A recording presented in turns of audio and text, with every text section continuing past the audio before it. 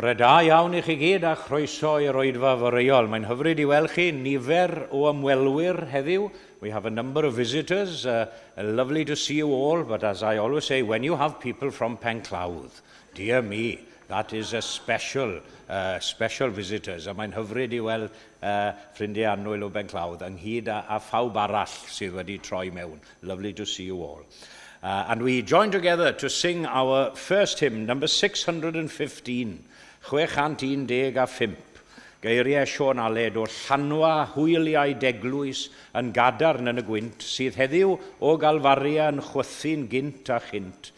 Mae'r morwyr yma'n barod a'r capten wrth y lliw, a'r llong ar fyr I hwylio ar lanw ysbryd diw. 615.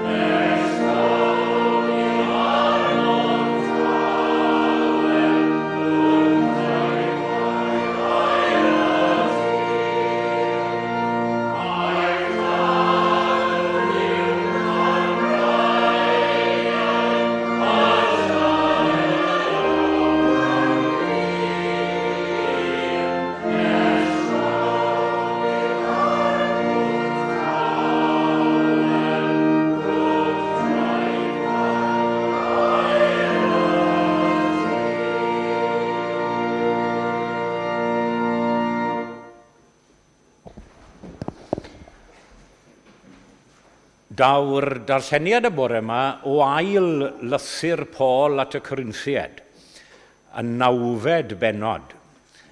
If you turn in your Welsh Bibles, if you're following in Welsh, I'm on page 202 in the Welsh Bibles in your pews, and if you wish to follow the reading in English, I'm on page 1179 in the English. That's Paul's second letter to the Corinthians, chapter 9. Ac wy'n darllen y benod ar ei hyd. Cymorth, 'i'r saint. Nid oes dim angen I mi ysgrifennu atoch chwi ynglyn â'r cymorth i'r saint. Gwn am eich aiddgarwch, a bydda fan ymffrostio amdano ac amdano chwi wrth y Macedoniaid, ac yn dweud bod a cheia wedi ymbaratoi y llynedd, a bu eich sel yn symbyliad i'r rhan fwyaf ohonynt. Rwy'n anfon y brodyr mwyn sicrhau na cheir ein hymffrost amdanoch yn ofer yn hyn o beth. Ond eich bod yn barod fel y dywedais y byddech. Byddai'n beth chwythig pe daiau Macedoniaid gyda mi eich cael yn amharod. Ac felly I ni, heb sôn amdanoch chwi, gael ein cywilyddio am fod mor sicr ohonoch. Dyna pam y teimlais ei bod yn angen reidiol gofyn i'r brodyr ddod atoch o'n blaen ni, a threfnu ymlaen llaw y rhodd yr oeddech wedi ei haddo o'r blaen. Felly byddai'n barod I mi yn rhodd haelioni, nid rhodd cybyddod. Cofiwch hyn, a heion bryn, a fed yn bryn, a heion hael, a fed yn hael. Rhaid I bawb roi o wirfodd I galon, nid o anfodd neu o raid, oherwydd roddwr llawen y mae Duw'n ei garu. God loves a cheerful giver. A dyna'r geiriau byddai'n aros gyda nhw am ychydig nes mlaen. Roddwr llawen y mae Duw'n ei garu. A mae Duw yn gallu rhoi pob gras I chwi yn helaeth mwyn I chwi ar ben eich digon bob amser ym mhob peth, allu roi yn helaeth I bob gwaith da, fel y mae'n ysgrifenedig, gwasgarodd ei roddion ymhlith y tlodion, a mae ei haelioni yn para am byth. Bydd yr hwn sydd yn rhoi had i'r heiwr a bara iddo'n ymborth yn rhoi had I chwythau ac yn ei amlhau. Bydd yn peri ffrwyth eich haelioni gynyddu. Ym mhob peth cewch eich cyfoethogi ar gyfer pob haelioni, a bydd hynny trw am ni yn esgor ar ddiolch garwch I Dduw. Oherwydd y mae'r cymorth a ddaw o'r gwasanaeth hwn, nid yn unig yn dywallu anghenion y saint, ond hefyd yn gorlifo mewn llawer o ddiolch garwch I Dduw. Ar gyfrif y prawf sydd yn y cymorth hwn, byddant yn gogoneddu Duw am eich fuddod I efengil Crist, yr efengil yr ydych yn eich effesu, ac am haelioni eich cyfraniad iddynt hwy ac I bawb. Byddant yn hireithi amdanoch ac yn gweddio ar eich rhan, oherwydd y gras ragorol a roddodd Duw I chwi. Diolch I Dduw am ei rodd anrhaethadwy. Ychwanegau Duw I fendith at y darllen a'r gwrando hefyd, o'i air. Ac fe unw ni gyda'n gilydd I ganu unwaith eto, yr ail emyn sef 120, 120. 120. Arall eiriad Edmund Pris o'r salm cyfarwydd wrth cwrs, I will lift up mine eyes unto the hills. Disgwyliaf o'r mynyddoedd draw, ble daw I'm help o llysgar. Yr arglwydd rhydd I'm gymorth gref, hwn a wnaeth nef a deiar. 120.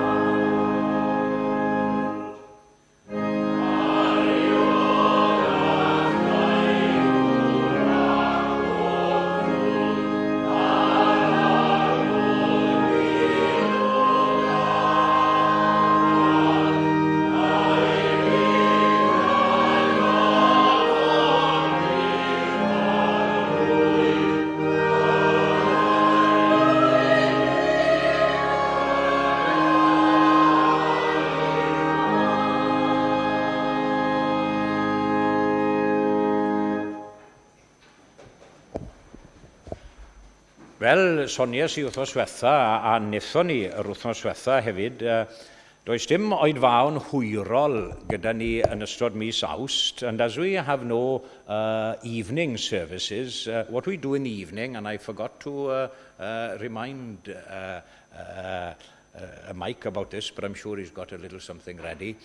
During the evening services, before I give the general public prayer, as it were, we have a chance for quiet meditation, offering our own personal prayers before the throne of grace. I'm sure, as I often say, we have many people we wish to remember, family members, friends, places in the world. I mentioned Hawaii last week, an awful tragedy there with and other places of fires and conflict and wars. But as I say, also don't leave your prayers without a little word of thanks as well, because we have a lot to be grateful for. So have a little word of thanks as well. So while Mike plays quietly on the organ, we can say our own personal prayers, and then I'll join everything together with a prayer at the end. Felly, cydweddiwn gyda'n gilydd.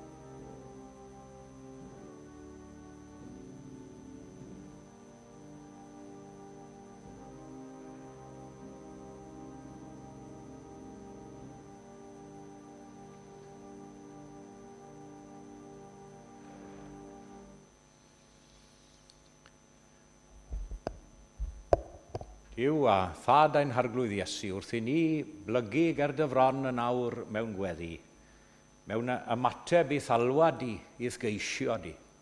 I ni'n diolch i ti am gyfle i wneud, i gynnig ein heddoliad i ti, i fynegu ein diolch i gyflwyno ein cyffes, ac i roi ein bywydau unwaith eto fel ebyrth byw ar allor dy wasanaeth di. Derbyn yr addoliad i ni'n rhoi i ti nawr mor anigonol a bo mewn nifer o ffyrdd. A derbyn ni hefyd gydag Loving and living God, as we come now before you once more in prayer, we declare openly our need of you. We need you in so many, many ways. We need your love and your help and your strength, your mercy and your forgiveness, your renewing power. We are in constant need in this world of your guidance and your encouragement and inspiration. We need you in so many, many different ways. And we thank you and marvel at the fact as well that you need us in the world, and have placed a great privilege and responsibility on us as people who profess to be Christians. that we are to be channels of your love and peace in the world, your gwnaf un offeryn dy hedd, fel bwy eraill yn dy fe trwom ni adnabod cariad Duw. Ac weddiwn ar i ni deimlod y bresenoldeb yn fyw ac yn real yn ein plith ni y bore yma, yn symud yn ein plith ni, dysbryd sanctaidd ni, yn ein bywio cae ni, ac yn ein harwain ni ymlaen. Cynorthwya ni nawr drwy gyfrwng yr oedfa newydd hon ni, i fyw bob dydd yng ngoleuni dy fengil di. Fel y gallwn ni gynnig ein bywydau fel gwir ddisgyblion yn dy wasanaeth di. A hynny'n dderbyniol ac yn gymeradwy yn dy olwg di. Bydd gyda ni felly derbyn ein gweddiau cyhoeddus ynghyd y deisyfiadau cudd ein calonau ni, a rhagora ar ein deisyfiadau. A mae'n bod yn dod ac yn gofyn y cyfanoll, yn enw ac yn heiddiant Iesu Grist ein gwaredwr. Amen.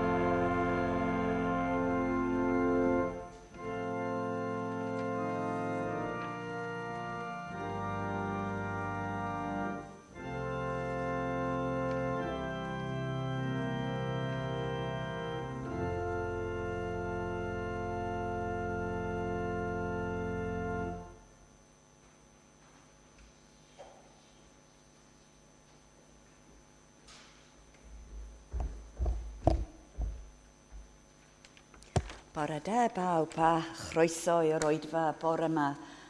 It's lovely to have friends and visitors joining us as well, as our minister says. Please do come down for a cup of tea and chat afterwards. And it's a good opportunity to get to know you. Ond croeso arbennig I parchedig Aled Jones ac also I Pauline hefyd. Croeso I chi'ch dau I Lundain. Ac o'n i'n mynd I gyhoeddi nes ymlaen, ond am fydda'n siarad amdanoch chi rwan, dwi'n mynd I gyhoeddi wan. Dydd Sadwrn nesa am 2:00 gloch, mae gwasanaeth sefydlu y parchedig Aled Jones yn Hampstead Garden Suburbs Free Church. Ac felly, dewch yn lli I gefnogio a I groesawio I Lundain. ac mae'n hyfryd cael cwmni chi dau yma y bore yma. Ac mae Parchedig Aled Jones wedi bod yn pregethu yn fan hyn o'r blaen. Mi roedd o'n myfyriwr yma yn Llundain blynyddoedd yn ôl, ac mae'n hyfryd cael croesawu chi'ch dau yn ôl i Llundain, a gobeithio gawn ni eich cwmni chi yn sawl achlysur Cymru Llundain yn y blynyddoedd i ddod. Ond diolch i'n gweinidog, Rob Nichols, am fod arwain ni y bore yma. Fel oedd o'n dweud, dim ond oedfa fore sydd yma heddiw. Sul nesaf, fydden ni nôl i'r hen drefn am fod i'n mis Medi, felly fydd yna oedfa gymyn yn y bore, yna cylch trafod am 4 ac oedfa hwyrol nos Sul nesaf, dan arweiniaeth ein gweinidog.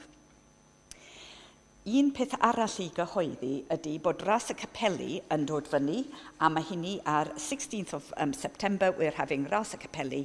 It's on a Saturday. We're starting from Paddington to Capel y Borough, and it will involve a guided walk around the borough area. We're raising money for guide dogs for the blind. We'll have hopefully more details quite soon, and I'll put a poster up there. Nawr rawn o hamgylch i dderbyn eich rhoddion.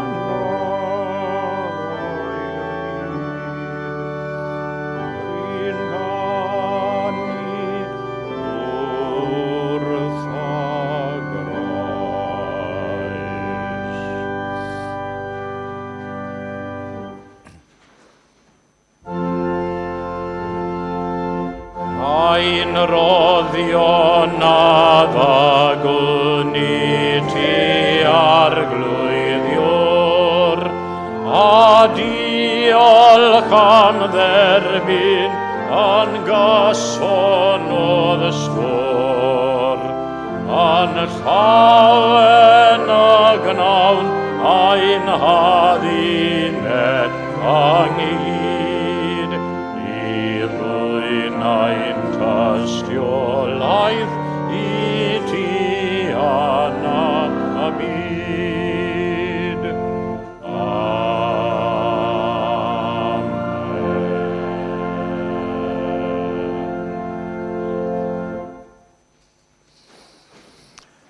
Wel, os alla i ategu ein croeso twym galon i Aled, fel soniodd Marian yn y coeddiadau.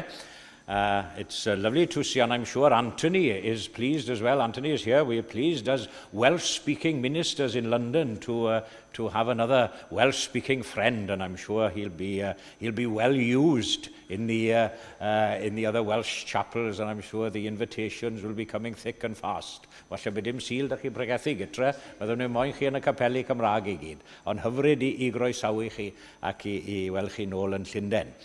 And as I say, please remember the service there at 2 o'clock in Hampstead Free Church on Saturday afternoon. Oedd yna ddau beth arall, o'n i'n mynd i gyhoeddi hefyd, wrth gwrs, chi sydd yn cofio Lynn John, mab parchedig Walter P. John, wrth gwrs, cyn weinidog yr eglwys hon ac yn gender i Owen a Ann. Lynn's funeral will be a week on Wednesday, the 6th, I believe, is that the 6th or the 7th? Yeah, 6th, and it's changed from, it was at 1 o'clock, but it's now at 12 o'clock in Golders Green Chapel. So for those of you who wish to attend the service at 12 o'clock on a week on Wednesday. And because of that, of course, we won't be starting our Wednesday midweek services till the week after. Felly, y cyhoeddiad yna. Felly, be un o'n ni nawr I ganu ein hemyn 575, 575, 575. Disgyn Iesu oedd gynteddoedd, lle mae moroedd mawr o hedd, gwel bechadur sydd yn gryddfan ar y mylon oer y bedd. Rwy yn brofi pethau nad adnabu'r byd. 575.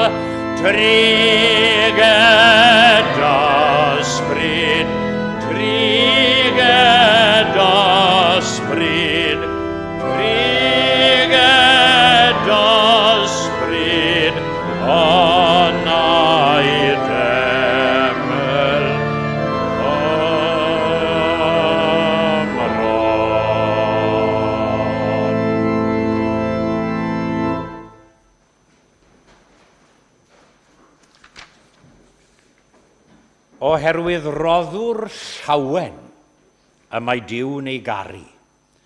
For God loves a cheerful giver. Perhaps I should have preached this before the collection. Not after. Ond, beth bynnag am hynny, nid sôn am arian yn unig. It's not only talking about materialistic things, we will talk about that for a short while, but there are other things, of course. A nid yw popeth o fewn yr ysgrythurau wedi osod yno mwyn ein cysuro, cofiwch. Mae llawer wedi wrth reswm. Dyw popeth ddim yn llawenydd ac yn fel I gyd fel mae'r dywediad yn mynd. Many things, of course, are placed within the words of Scripture to direct us and to teach us words of warning, rebuke and reprimand. And you know, we certainly shouldn't ignore these sections of Scripture and perhaps conveniently brush over them when the content doesn't appeal to us or may make us feel a little awkward at times.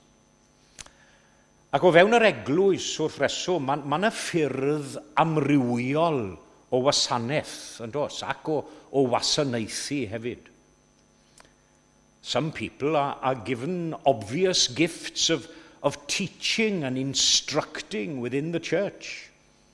Natural exponents, as it were, of the Word of God.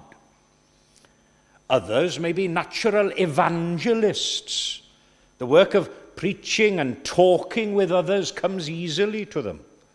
We're not all the same, not everyone's the same. Achos mae yna rai eraill o fewn teulu Duw sydd ddim yn gallu gwneud y pethau yma mor rwydd a hynny, yndyfe, mor rwydd ag eraill. Many others within the church aren't so public and so vocal in their ministry, aren't they? But they're rather called to a quieter form of service, in the background, and unassuming individuals, a rai distadl. But all of us, of course, all of us should make our conversation, at least, always be befitting of the gospel, and our sincere prayer, each and every one of us, should be that our actions and the way in which we live our lives, our daily lives, our daily walk and talk, as it were, is a reflection of Jesus Christ and his gospel. Ac mae pawb yn gallu roi, ydyn nhw? Pawb yn gallu roi, mae'r ddawn o roddi wedi roi i ni gyd.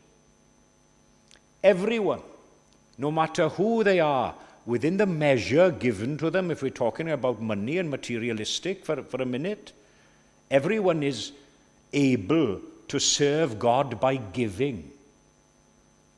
Some, as I say, are able to give in their abundance, if we're talking money-wise, but they shouldn't give out of duty, but rather feel it a privilege to give. A diolch I Dduw am rhai sydd yn roi yn ei helaethrwydd. Mae'r tlotaf hefyd, the poorest can give of their time and effort. But not one of us who profess to be a Christian and part of God's church on earth can escape from being givers to God in some way or another, because we're all receivers, aren't we? That's the thing.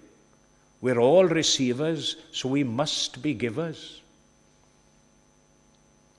Yn offrymu ein gweddiau, yn rhoi ein moliant, yn rhoi o'n hamser a'n hymdrech dros y deyrnas. Let's all be givers, and let's take the heed of the text this morning and be cheerful givers too, in all that we do for God and for the kingdom. Now, the Apostle Paul had been speaking about giving throughout the whole of this chapter, chapter 9 of the second letter to the Corinthians. But he now starts to speak of giving as it appears in the sight of God, as God considers our acts of service to him. And the great argument he uses, of course, the great crux and climax of his words is this: God loves a cheerful giver. I'm sure he loves all givers, but he's got a special place for cheerful givers. Roddwr llawen y mae Duw'n ei garu. Felly'n gyntaf y bore yma, beth yn union a olygir wrth roddwr llawen? What is meant by a cheerful giver? That's my first point of consideration for you this morning. Now, the rest of the verse goes on to tell us what is not meant. So that helps us to see what is meant. Not reluctantly, it said in English, not reluctantly or under compulsion. That's what it says at the beginning of verse 7. Nid o anfodd neu o raid. Not giving as though you wish you could avoid it. Yeah. Mae llawer wedi cael ei ddweud dros y blynyddoedd am ddegymu. Fe roi degwm i'r arglwydd, neu beth oedd llawer dydd i'r arglwyddi lleol. And again, if we're talking about purely money and materialistic things, I will get on to other things, but some of the evangelical and charismatic Christians, they'll always give a tenth of their earnings to the work of God, to the work of the church. And I knew of a local businessman in the Cross Hands area who, after his accounts had been audited and his books for the year had been done, he'd say, right, work it out, 10% of that profit to the chapel and Penagros. Na chi dda. Wedi dweud hynny, cofiwch, dwi ddim yn hoffi gosod unrhyw reole pendant fel na. Personally, I don't think the New Testament is a book of laws and rules as such, not like the Old Testament, the letter of the law, as the Old Testament was, because the letter of the law kills, doesn't it? That's what it says, the letter of the law kills. But the New Testament, it's a book of spirit. It's a book of the Spirit which teaches us the soul of generosity. And I don't think you should be forced to give whatever. And instead of writing the law on tablets of stone, it writes the law on your hearts. Give as your heart tells you to give. And give as God has blessed you. Nid dan y ddedd fi ni, ond dan gras Duw yn Iesu Grist. Don't give or do anything under compulsion, because what good is that, dear me? What good is that at the end of the day? The cheerful giver is one who gives freely, especially when the gift is of your time and service. And what the church needs now, I'd say, as she's needed throughout the ages, is more cheerful, wholehearted and willing service. Because where there is true, living, soul service, there must be a blessing. There must be a blessing following, because a blessing will surely follow, and that for the church and for you as individuals as well, if you are cheerful givers. Ac yn ail, gai holi yn syml fel hyn, pam mae Duw yn hoffi'r roddwr llawen, gwedwch?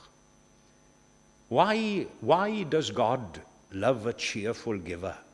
That's my second point or question for you today. I think it's very important to remember here that these words weren't given to anyone and everyone, all and sundry, who were passing by on the street, as it were. These words were addressed specifically to members of a Christian church, of the church at Corinth.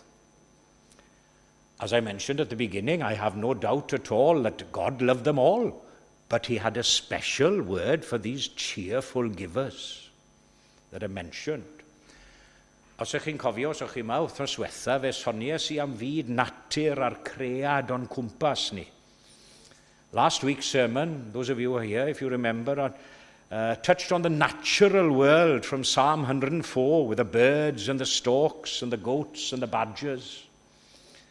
And isn't the whole of creation in its entirety, the whole of the universe in its essence, it's based on this basic plan of giving.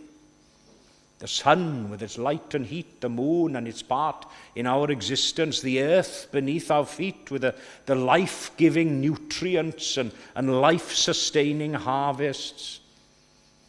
Now, I won't dwell on the misuse of God's creation. That's a whole sermon for another time.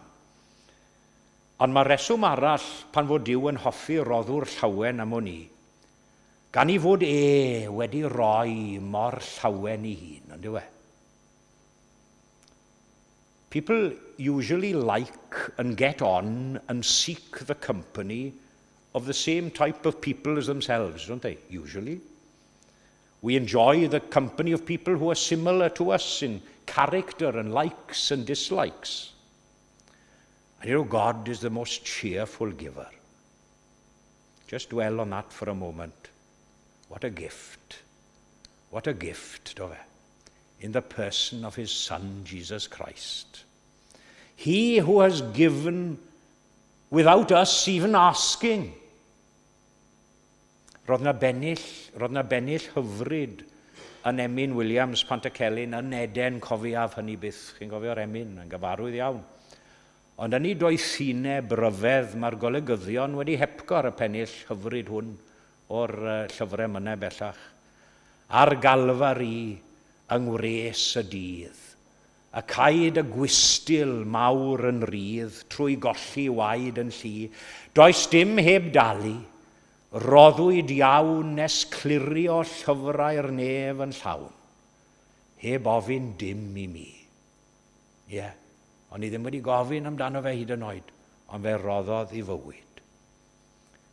And briefly, to conclude, after considering what a cheerful giver is and why God loves a cheerful giver, is to emphasize this point as to why we who love God should seek to be cheerful givers as well. The givers whom God loves and delights in. Nawr, mae yna li o resymau, pam ddylen ni fod yn roddwyr llawen am hwn I. And amongst many other reasons, may I say quite simply that one is because all that we have, we owe to God. All that we have, we owe to God. We have need of a giving God, I mentioned in the prayer, didn't we? We are very needy people in general, but dear me, we're in need of a God. Therefore, let us be cheerful givers in return. Heb ddiw, heb ddim, oedd yr hyn ddiareb slawer dydd, ond efe, lot o'n cyndeidiau ni I gyd, o'n nhw'n byw wrth y ddywediad na, heb ddiw, heb ddim. Oedd hwnna motto I lot o sefydliadau a llefydd yng Nghymru slawer dydd. But you know, before you give anything else this morning, give him your heart. Give him your heart. Put your trust and confidence and assurance in Jesus, in his love and his giving for you. Fe'n carodd do yn annwyl iawn, meddai Elfed, yn ei gyfeithiad o eiriau C.F. Alexander. Chi'n cofio'r emyn yn Saesneg? Oh, dearly, dearly has he loved. And we must love him too. And trust in his redeeming blood. And try his works to do. A hynny gogoniant I'w enw. Amen. Ac fe unwn ni I ganu gyda'n gilydd. Yr emyn ola bore yma, sef 530, 530. Llais hyfryd rhad ras sy'n gweiddi dihangfa, yng nglwyfau mab diw bechadur mae'n noddfa. I olchi a flendid a phechod yn hollol, fe redodd ei waed yn ffrydiau a chusol. Halleluia i'r oen bwr casodd ein pardwn, nôl croesi o'r ddonen, drachem ni a'i molwn. 5:30. Amen.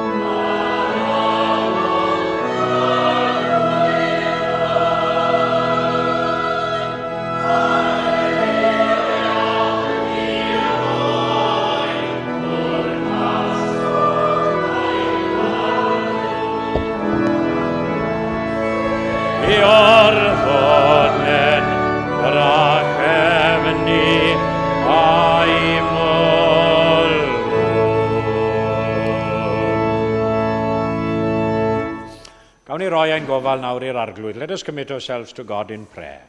Hallelujah i roi'n bwr casodd ein pardwn. Nôl croesi i orddonen, drachem ni a'i molwn. Gollwg ni yn awr o dad nefol o dan dyfendydd gyfoethog.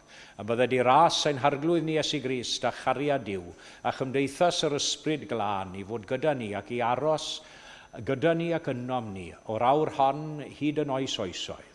Amen.